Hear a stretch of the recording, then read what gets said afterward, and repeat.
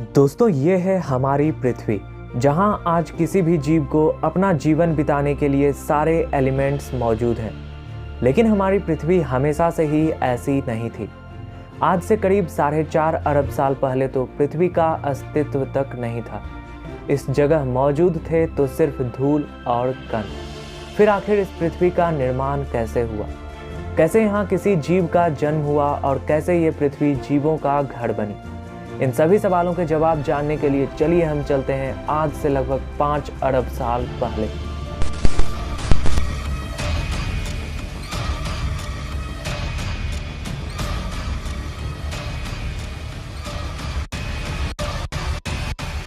आज से लगभग 5 अरब साल पहले अंतरिक्ष में कई गैसों का एक साथ मिलने से एक भयंकर विस्फोट हुआ।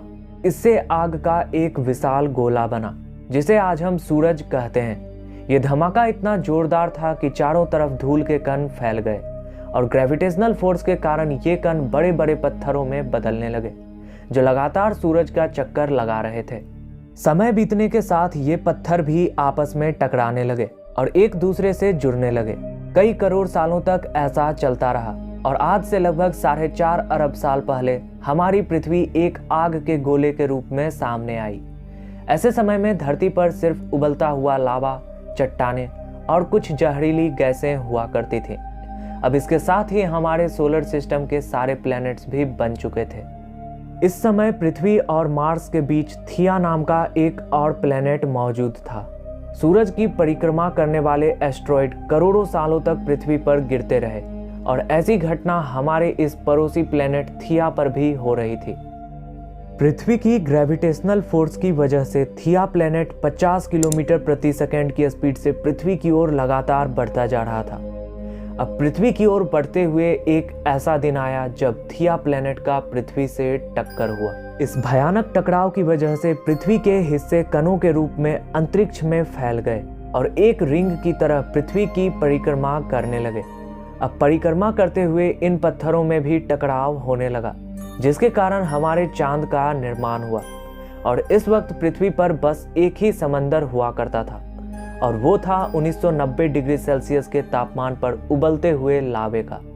उस समय चांद पृथ्वी के बहुत ही करीब था, जिस वजह से उसके ग्रेविटेशनल फोर्स के कारण पृथ्वी पर हमेशा तूफानों का आना लगा रहता था।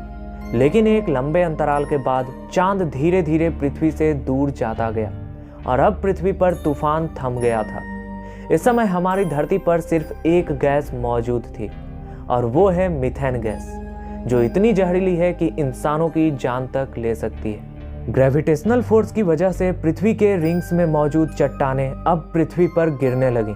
इन चट्टानों में अजीब प्रकार के क्रिस्टल होते थे, जिन्हें आज हम नमक के रूप में इस्तेमाल करते हैं और इन्हीं चट्टानों के अंदर मौजूद नमक से समुद्र का पानी बनता है। वैज्ञानिकों के अनुसार ये चट्टानें करीब 20 करोड़ सालों तक धरती पर गिरती रहीं, जिससे धरती ने समुद्र के रूप में ढेर सारा पानी इकट्ठा कर लिया। अब पूरी पृथ्वी पानी का एक गोला बन चुकी थी।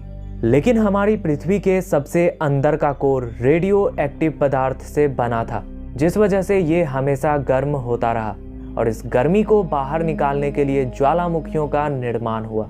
पानी से ढकी हुई पृथ्वी पर हजारों के तादाद में ज्वालामुखी निकलने लगे और ऐसा लाखों सालों तक चलता रहा। इसी के कारण पानी के ऊपर जमीन का निर्माण भी हो रहा था।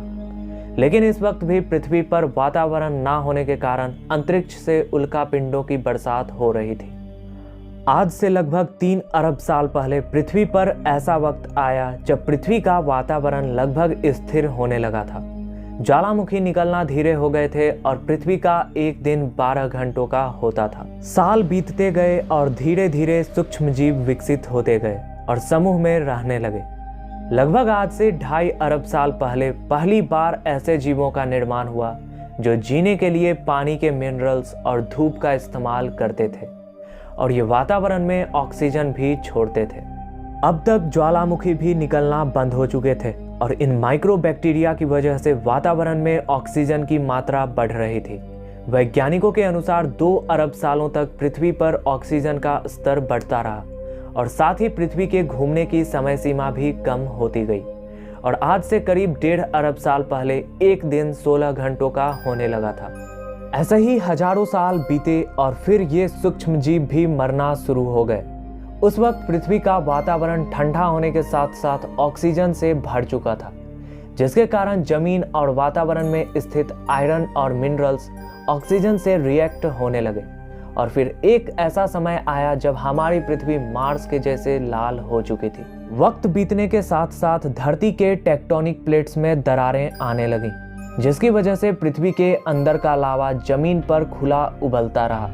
और यही वो कारण था जिसकी वजह से पृथ्वी पर कार्बन डाइऑक्साइड की मात्रा बढ़ गई और पृथ्वी पर एसिड की वर्षा शुरू हो गई। एसिड रेन की वजह से पृथ्वी का तापमान घटने लगा और तापमान इतना घटा कि पृथ्वी के ऊपर का पानी बर्फ में बदलना शुरू हो गया। अब पृथ्वी पर पहली बार आइस एज की शुरुआत हुई। उस वक्त पूरी पृथ्वी सफेद बर्फ से ढक चुकी थी, जिस वजह से अब सूरज की किरणें भी इससे रिफ्लेक्ट होने लगी और पृथ्वी गर्मी को नहीं सोख पाई।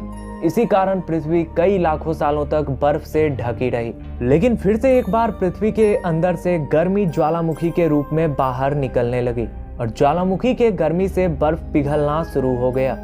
इसी बीच पृथ्वी में बचे कुछ सूक्ष्म जीव भी बदल रहे थे और वो ऑक्सीजन का इस्तेमाल अपने शरीर को बड़ा और जटिल बनाने में करने लगे। इस समय तक पानी में से कुछ समुद्री पौधे निकलना भी शुरू हो गए थे। अब जैसे जैसे ज्वालामुखी निकल रहे थे वैसे ही वातावरण में कार्बन डाइऑक्साइड बढ़ रही थी।